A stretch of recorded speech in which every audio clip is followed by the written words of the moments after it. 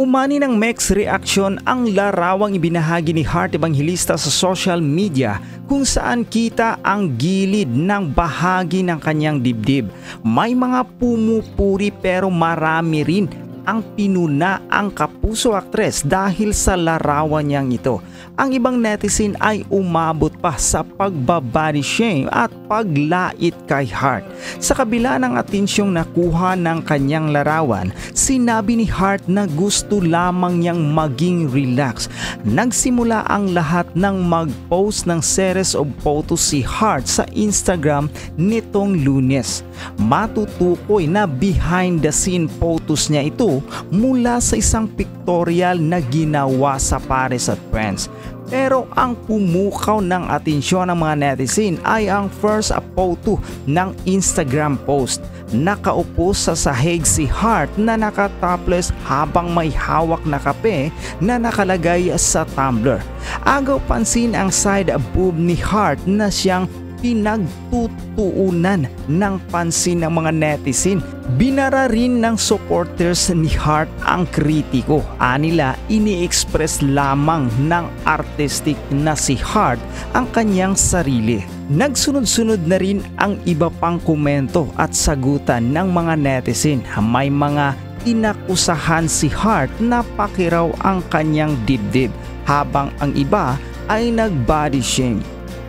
Pagtatanggol ng mga supporters ng aktres, walang pakialam ang sinuman kung anuman ang gustong gawin ni Heart sa kanyang katawan.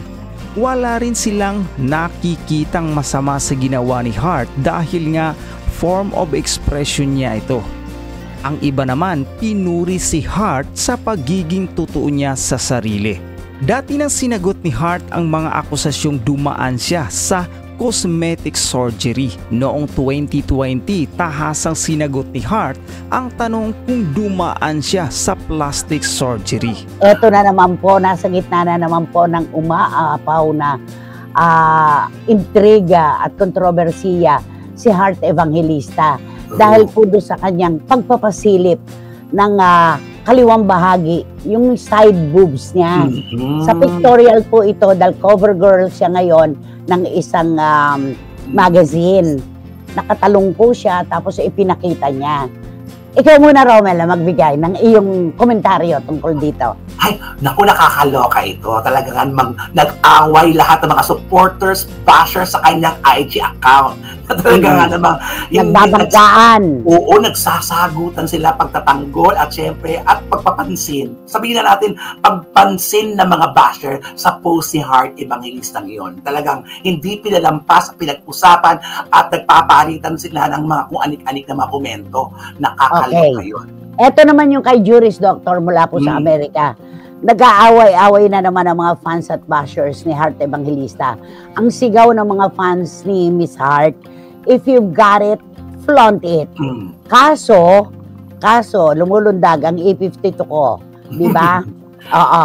Kaso, ang statement ni Miss Heart ay ito, I am flattered, but para wala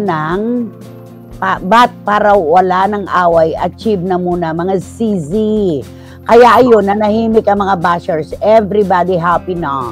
Ay, itotono ko raw kay Chris Aquino. In Chris Aquino tone. Everybody happy na. Sabi raw ganon. Ni Miss Hearty. Ito naman ang atin, ano. Kapag may ipinakita, may makikita. At kapag may nakita, may papansin at may magkukomento. Kung walang ipinakita, walang ipinasilip, walang issue. Yun ang akin dyan, di ba? At naiintindihan po namin ni Romel, kaming lahat, naiintindihan po namin kung bakit nasa gitna na naman po ng kontrobersiya ang pagpapasilip ng bubay nitong si Heart Evangelista.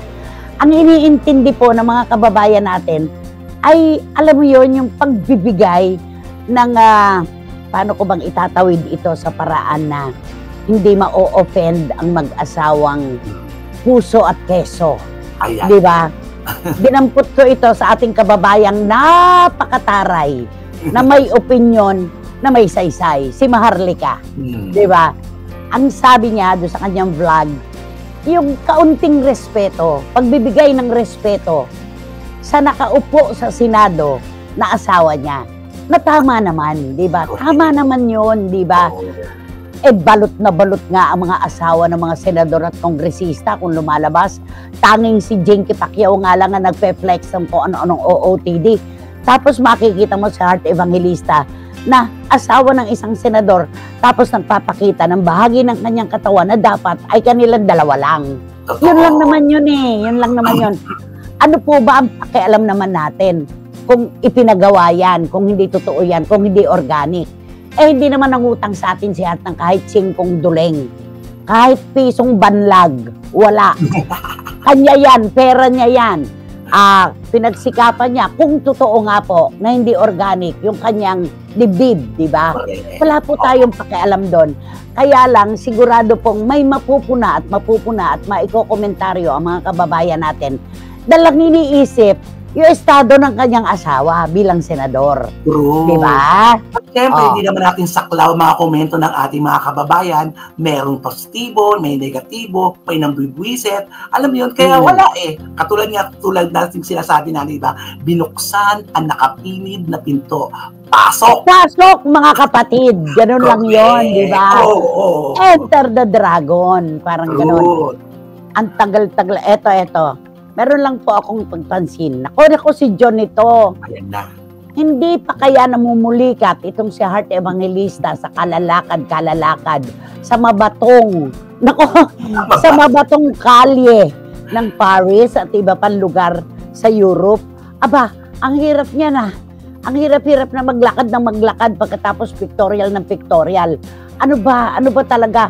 At eto naman, tayong kapatid naman, kay Mr. Quezon, kay Senator Chis Escudero. Okay lang naman na sumama siya kay Heart. Pili-pili lang ng lugar kung saan ka pupwesto.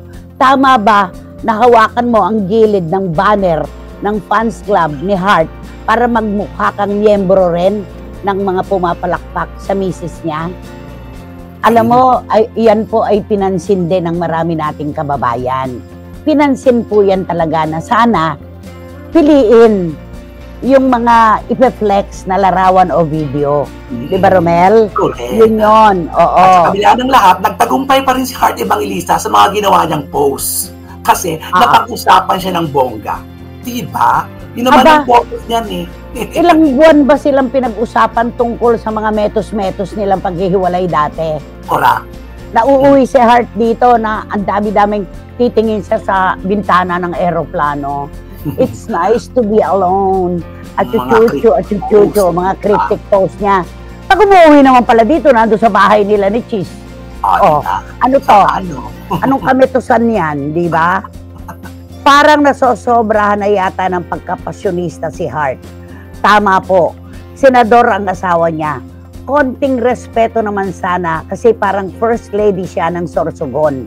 Opinion ko lang po, sabi ni Boyzy Caragay. Okay lang anak, ay say-say ang opinion mo. Kasi nagkakasundo-sundo tayo ng opinion. Ayan. Wala po akong pake kung ano man ang gawin ni Heart sa buhay niya na yan. Keber. Kahit tumuwad-tuwad pa siya at bumuka-buka pa siya, sinasadya niya yan. Para mapag-usapan lang siya. Kasi, laos na kasi. Sino ba to? Ay, si Paulo Ubaldi ito ng Vera Catanduanes. Anak, ayoko kasing ginagamit yung salitang laos. Maaaring nagpapahinga lang, namimili lang ng proyekto, kasi may pinagmula naman si Heart Evangelista para tawagin natin na laos. Pero tanggapin natin ang katotohanan, wala siya talagang proyekto ngayon, kundi ang paglakad-lakad sa mabatong kalye ng Europa. Di ba? Yun. At eto pa, naku, walang kakampi si Heart sa mga komentong nababasa ko. Hindi kagandahan. Oo, di ba? Nako, ano ba ito? Nakakaloka ha. Tama bang ipakita mo ang... Okay. Hindi ko po ito babasahin, pero iisa lang po ang kanyang ibig sabihin. Kaunting respeto sa katambal sa buhay. Di ba? Kung ipi-flex daw, isipin namang mabuti kung ano ang dapat makita at hindi ng ating mga kababayan, ng publiko. Kung yun ganyan na, paano pa yung pictorial niya sa Vogue magazine ba yon? Meron, Ano ba yun? meron siyang Oo. tutorial doon. Oo, Bong, tama nanay. Okay. Maaaring nagpapapansin lang si Hart, kaya nag-iingay. Sabi ni Tita Nene Olanday, tanggalin na po natin yung parang. Kasi ang gagaling ng mga artista ngayon eh. Sarili nilang PRO, sarili nila. Di ba? Hindi na nga uso yata ang PRO ngayon eh. Sila na mismo nag-PPR, nagpo-promote sa sarili nila. Kanya-kanya ng buntot yan. Sabi ni Ching Bautista Silverio, Nay, love Maharlika. Have a little decency, Heart. You're the wife of a senator. Para siyang kulang sa pansin. Ching Bautista Silverio, totoo ka. Tama. Check. Check na check. Okay? Napahalakak naman kami sa kahit pisong banlag mo, nanay, iba ka talaga. Kusang lumalabas ang mga nakakatawang tagpo. Likas na komedyante ka, nanay. Oo, di ba? Figure of speech, di ba? Yung mga ganon na, ano ba pakialam namin? Alam mo naman natin, galing siya sa isang well-off na pamilya. Hindi nakapagtataka. Milyonarya, kayang-kayang sustinihan ang kung ano mang gusto niyang isuot at gawin sa kanyang katawan kung hindi man talaga organic ang mga bahagi na ng kanyang body, di ba? Kaya lang, yun yung iniintindi ba natin, di ba? Ang mga Pilipino kasi, hinahapay natin ang ating gayak, ang ating ugali sa kung sino-sino ang madadamay sa ating pamilya. Ganon, iniingatan po natin yan. Ngayon, kung sinasabi ni Hart na talagang ito siya, tanggapin natin siya. Tanggapin niya yung sarili niya, pero hindi niya maaasahan na tatanggapin siya ng lahat. Yun lang yun. Di ba naman?